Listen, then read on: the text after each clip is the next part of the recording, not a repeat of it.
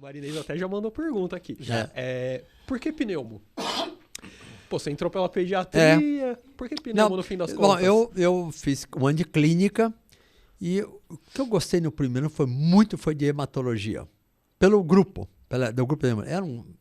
O meu estágio de sexto ano na hematologia, lá no R1, que era de clínica, foi muito bom. Eles discutiam muito conosco, era muito bom.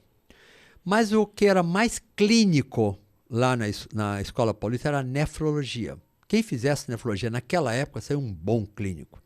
Ele saberia muito metabolismo, muito diabetes, muita reumatologia, porque não tinha especialidade de reumatologia. E saberia nefro também.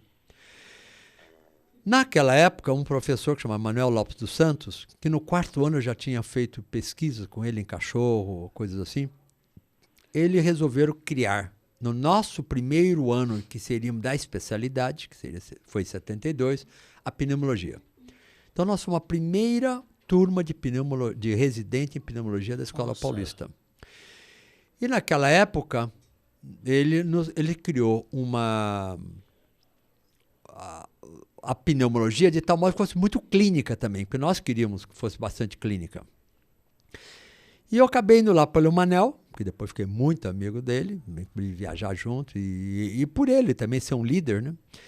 E ele então criou, junto com o professor Rato, que a Marinês conheceu, outros devem ter conhecido, a Erci Dionei, criou a residência de pneumologia, que não existia na Escola Paulista, e talvez só existisse no Rio Grande do Sul naquela época. Caramba.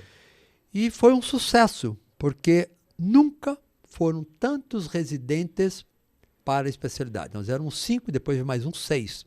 Nunca passava de 2, 3. E foi um sucesso a pneumologia. O que chamou muita atenção, e até interessante, porque é da área de vocês, mas naquela época ainda não era, foi o nosso estágio em terapia intensiva.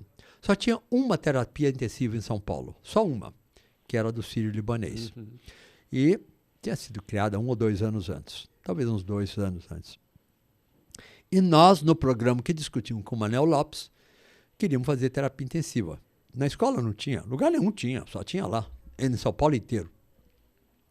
E nós somos os primeiros residentes que foram para o Sírio-Libanês. E todo mundo achava estranho. Da escola, nós íamos procurar o Sírio, que era um reduto da USP. O da USP, porque ninguém nunca tinha tido essa ideia deles fazer estágio lá. E nós somos, então, os primeiros residentes de terapia intensiva, que passamos por um estágio de terapia intensiva, que eram praticamente 3 meses, os da pneumo. E que viemos criar depois as terapias intensivas da Escola Paulista. Criamos a primeira de pneumo. Depois chegou uma época que todos os andares tinham uma terapia intensiva. Mas os primeiros fomos nós. E o que isso resultou? O Sírio-Libanês, a terapia, ela também era adaptada. Era um quarto aqui, você entrava, saía de um, entrava no outro, que tiraram algumas paredes para ficar só um ambiente, mas não era aquele ambiente único. Você tinha que entrar num quartinho, sair numa porta, entrar noutra. E naquela ocasião, os líderes de lá eram cirurgiões. Rui Bevilacqua, Dário Birolini, Eugênio Ferreira. Depois tinha a Marizinha, que na nefrologia, na cardiologia. Ela fazia terapia intensiva. O cardiologista era o Fausto Ironac, eram todos professores. Esses eram os jovens da USP. Mas os líderes eram esses daí. E o Rui Bevilacqua tinha vindo dos Estados Unidos. E era cirurgião. E ele foi estudar na terapia intensiva em Boston, no Massachusetts General Hospital, condutas em terapia intensiva e cirurgia, porque ele fazia a cirurgia. E lá estava começando aquilo da insuficiência respiratória aguda. A insuficiência respiratória aguda era a época da Guerra do Vietnã, 70, 71, 72. E o que está sendo visto lá no Vietnã é que, de repente, eles tinham uma doença pulmonar, uma insuficiência respiratória muito grave.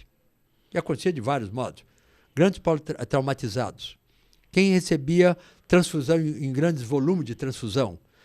E chamava-se síndrome de Da Nang. Da Nang era aquela grande base americana no Vietnã. E acabou sendo até minha tese, eu fui estudar isso também.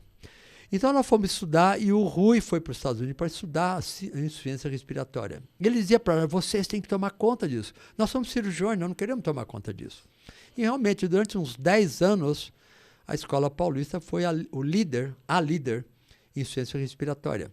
Todas as pessoas que fizeram naquela época insuficiência respiratória, foram estudar, saíram da escola. Todas as terapias intensivas em São Paulo, os intensivistas eram pneumologistas e a maioria formou conosco. Depois se foi, os hospitais foram criando, a USP e todos os outros. Mas naquela época a escola foi a que fez a grande disseminação da insuficiência respiratória. A ponto de o Rato depois, nós todos, cada um escreveu um capítulo, um livro de insuficiência respiratória, que é interessante, porque quando nos Estados Unidos chamava SRDA, ou vamos dizer em inglês chamava Acute Respiratory Distress, e que em português seria Síndrome do Desconforto Respiratório Agudo.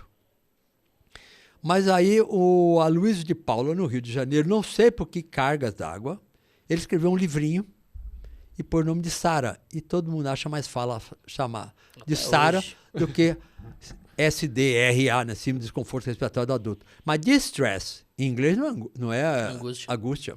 Distress é um incômodo, né? Você tem distress gástrico, distress respiratório, distress de qualquer coisa que seja. Encaixa mais com desconforto. Com desconforto, por isso que nós chamamos síndrome de desconforto respiratório do adulto, que aprendemos com o Rui Bevilacqua, o Dário Birolini, né?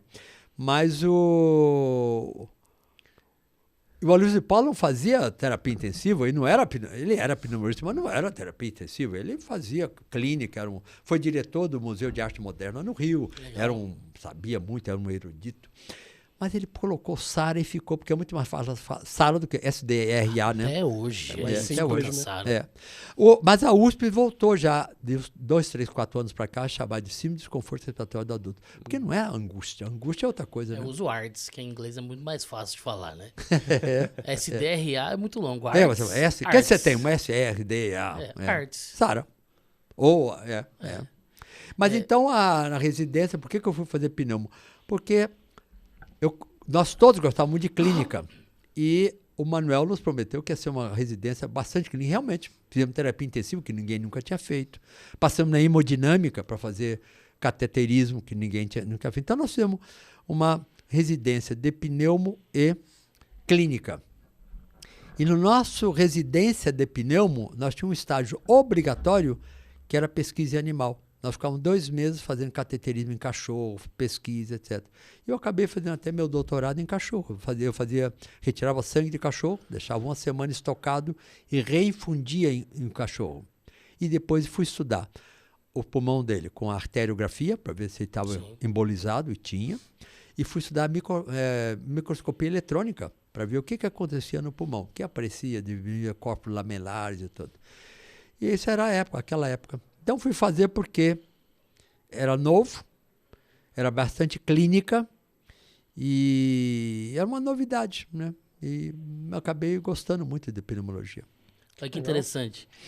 Todos os nossos episódios se cruzam de alguma forma. É por isso que eu falei, presta atenção no que ele está falando. É assim, nós entrevistamos aqui a Leila Navarro. Foi a primeira fisioterapeuta a atuar na unidade de terapia intensiva do Sírio-Libanês, a primeira UTI do Brasil.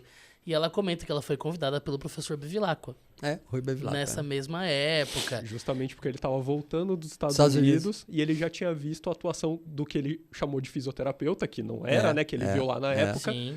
E que ele falou, não, legal você se interessar, vem cá e vem junto com a gente nessa.